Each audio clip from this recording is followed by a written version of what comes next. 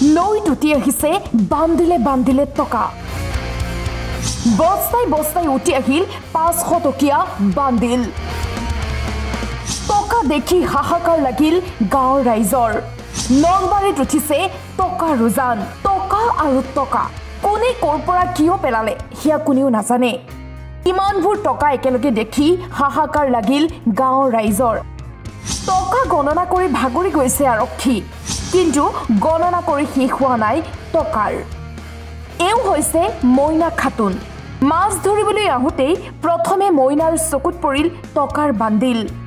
নলবাৰী মুকালমৰ শিয়ালমাৰীত নৈত উঠি আহিছে বান্দিলে বান্দিলে টকা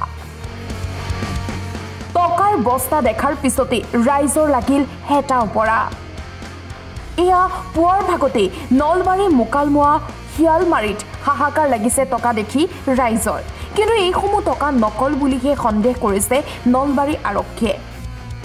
কিন্তু সঁচা টকা নে নকল টকা সেয়া তদন্তৰ পিছতহে পোহৰলৈ আহিব ল'ৰাবিলাকে সৰু সৰু ল'ৰাবিলাক দুটা ল'ৰা এটা ছোৱালী এটা